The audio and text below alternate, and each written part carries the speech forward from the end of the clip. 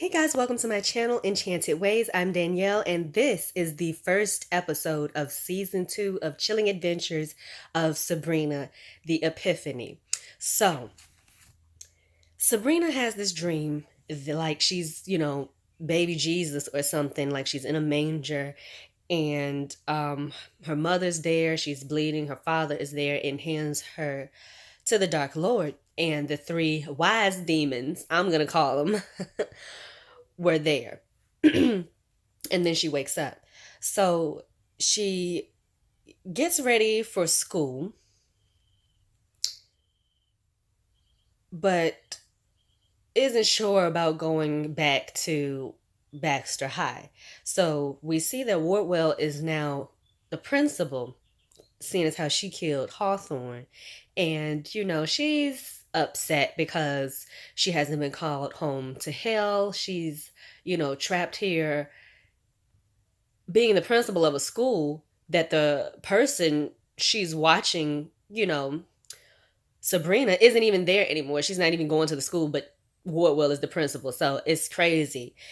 Um, she's definitely upset about that. Now, Harvey and Susie, they're talking about how they want to try out for the basketball team. Problem is, it is a male basketball team.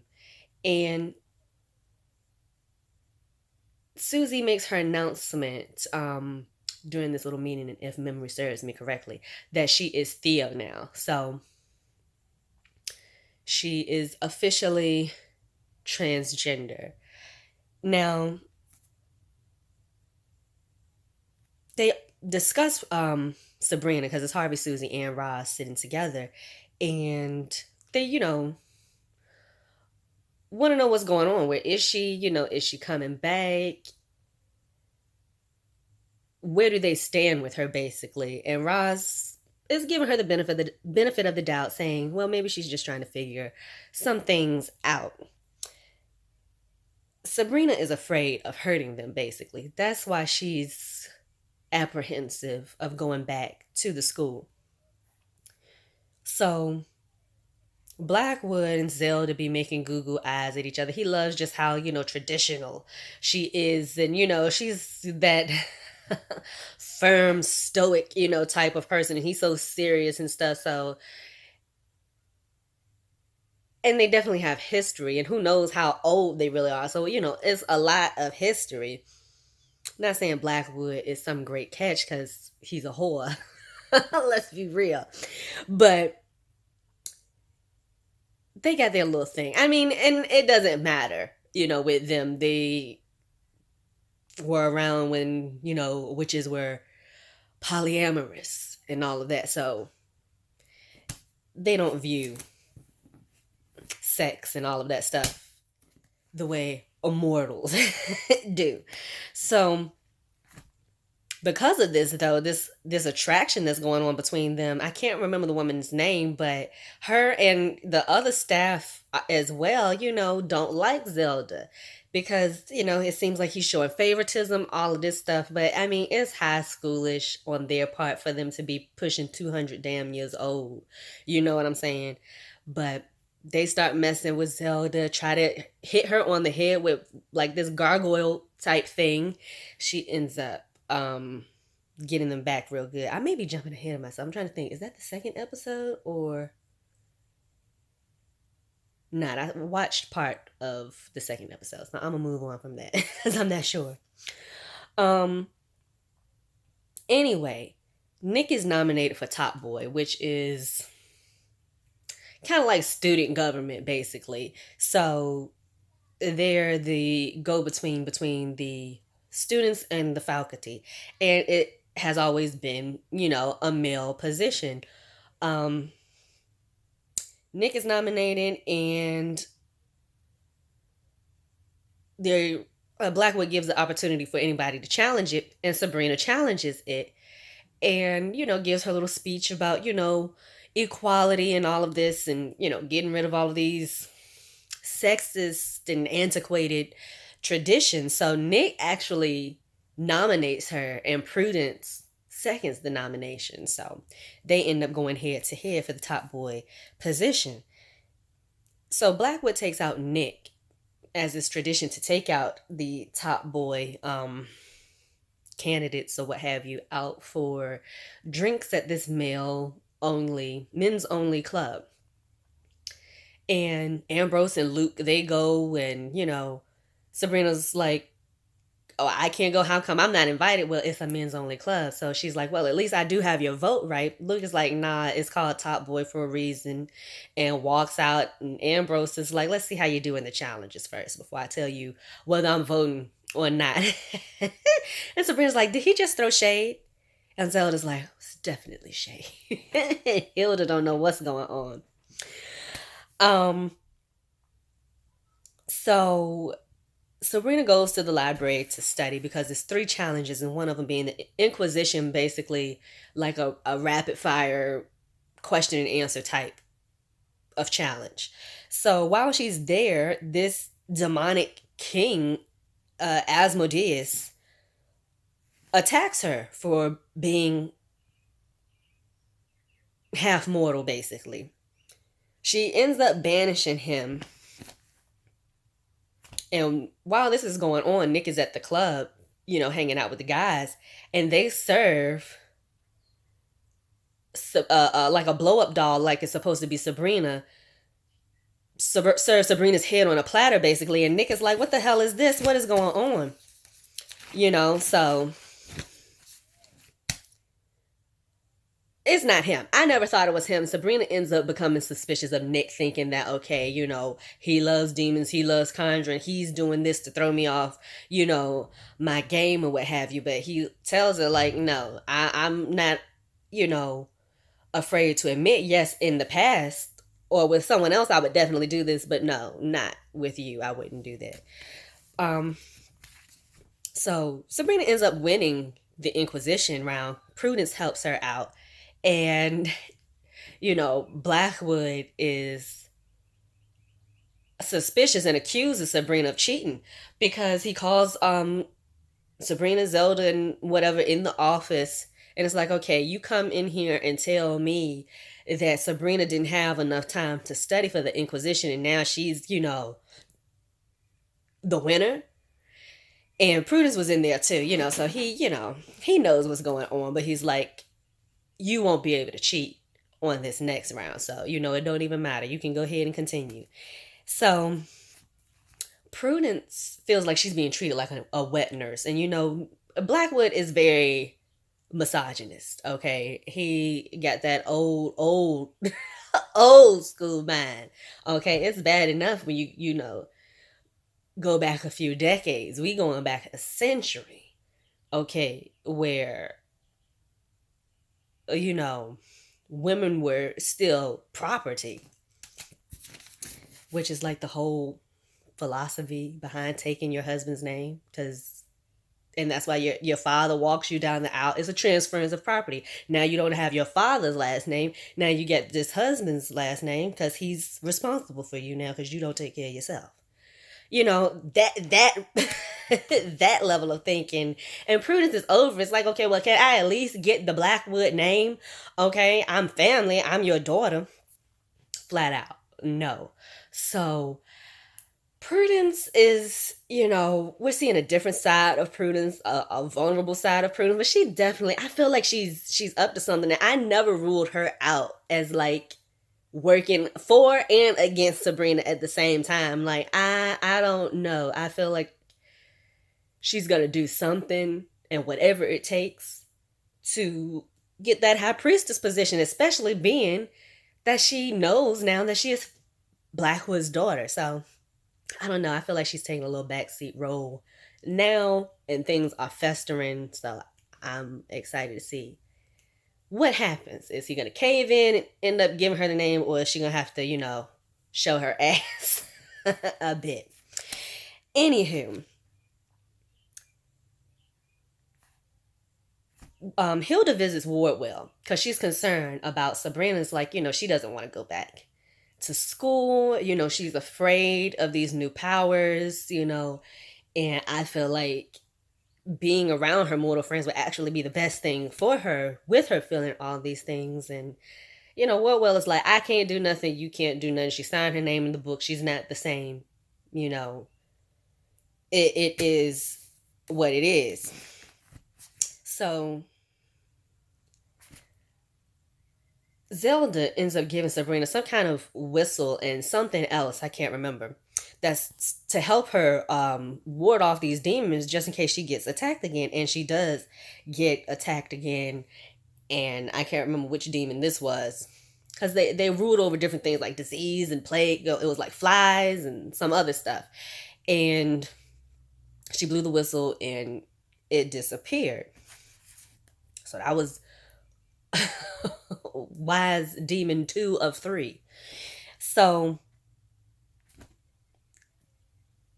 Sabrina, tells Hilda of her troubles and everything's going on, and turns out, and I told y'all, Hilda is a very powerful witch. Like, don't let the fact that she wears pink while everyone else is wearing black fool you. Like, those are the ones that, okay, I'm not gonna do anything unless I have to, but if I got to, watch out because I'm prepared. I love Hilda. Like, to me, she's the closest thing to a witch in the real world, with her kitchen witchery and keeping a little bottle of love potion, with her like that.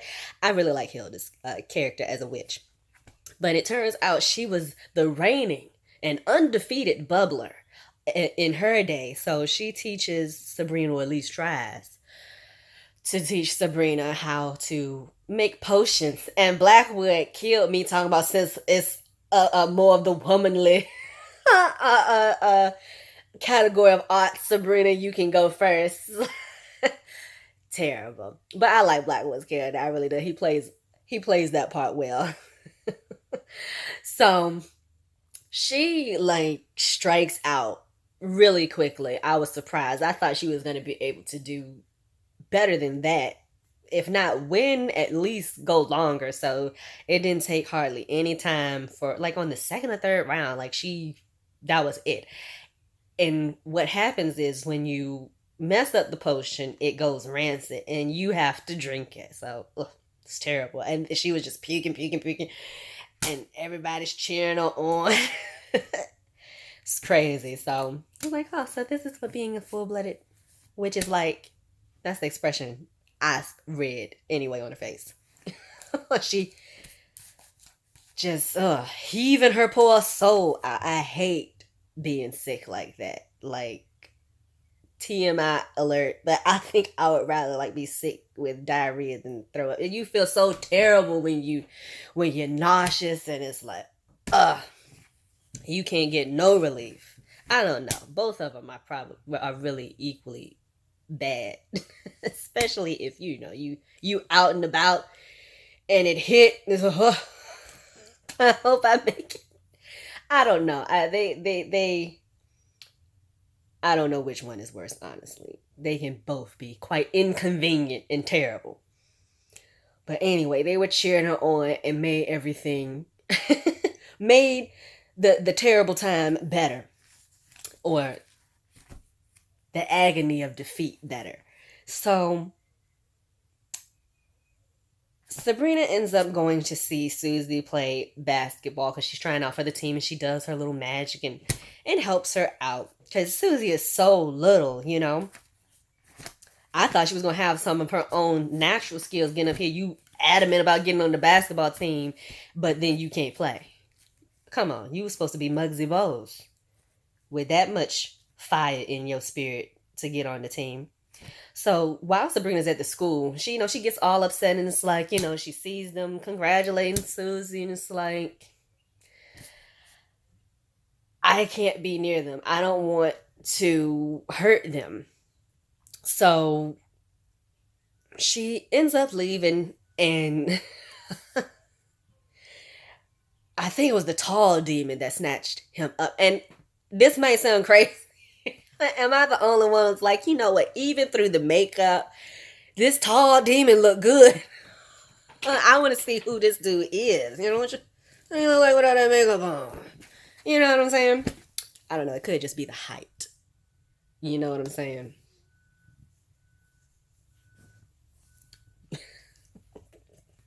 somebody tall right now. It's like, yeah, that height advantage. But anywho, he snatches her up and like ties her up. It's like, what's going on? Where am I? And she isn't able to save herself. Her hands are tied up behind her back. So Wardwell ends up coming to the rescue. And she's just letting them talk and, taking her dear sweet time until the demon was like, wait a minute. I know you. Like this little meat suit ain't pulling one over on me. She go ahead and kill him real quick before, he spill the tea. Now,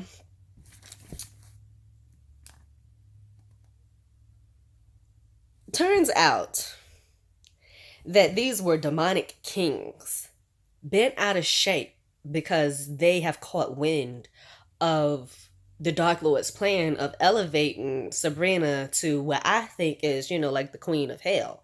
So they're like, she must not ascend. Because for the last challenge, Nick and Sabrina end up working together. And it's like, okay, we're going to reveal who conjured these demons to attack Sabrina. So they do it. The demons come forth. It's like, we're kings. We don't nobody command, conjure, do nothing like that. With us, we came here because we felt like it, and Sabrina must not ascend. So Blackwood ends up banishing all of them. He chews them out in the office later on, like, you know what? You have put the coven and your fellow students at risk. Neither one of you are going to be top boy. Ambrose is going to be top boy. So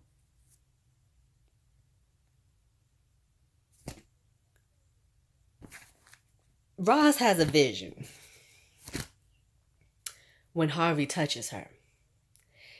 That Harvey's slowly taking off her little glasses, her little spectacles, and goes in for a kiss like they are a couple now. I can't remember what was going on. They were discussing something and she saw the vision.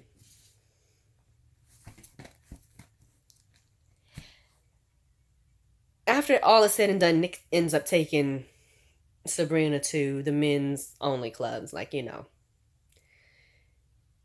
I'm bringing you anyway. He's a little rule breaker. And Dorian Gray was like, I'll make an exception for you. Gave him some drinks. And that's when Sabrina and Nick are trying to figure out, what's so special about Sabrina. Sabrina thinks it's something as lowly as her making the announcement that she wants to be high priestess one day.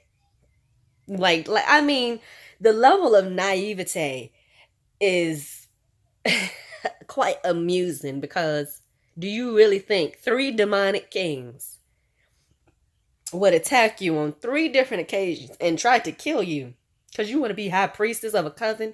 And they said, we really don't care about any of y'all little lowly coven stuff. I mean, you got to think higher than that. So because of that, what's going on? The Dark Lord's plans, Wardwell is, like, I can't deny Stolas's wise words any longer. And she summons the Dark Lord. And it's like, I think you have bigger plans for Miss Sabrina than you would have me to believe, than you had me to believe. So that's it, y'all. It trips me out how scared Lilith is when she's Lilith. So hopefully we'll see Wardwell like come into her own, as fucking Lilith. Like, I don't like this Lord. Don't, what you scared for? You Lilith. He the Dark Lord. Before there were gods, there were goddesses. And don't you ever forget it. So hopefully she'll like really break out. Maybe there'll be some type of war between her and the Dark Lord. I don't know. But that's it, guys. Thanks for watching. Stay tuned. Welcome to all of my new subscribers. Thank you for subscribing. If you haven't, click that subscription button. And I'll be back for more, guys. And I haven't forgotten about the elements. Okay, I will be doing those. Okay? So stay tuned, guys. And I'll see you on the next video.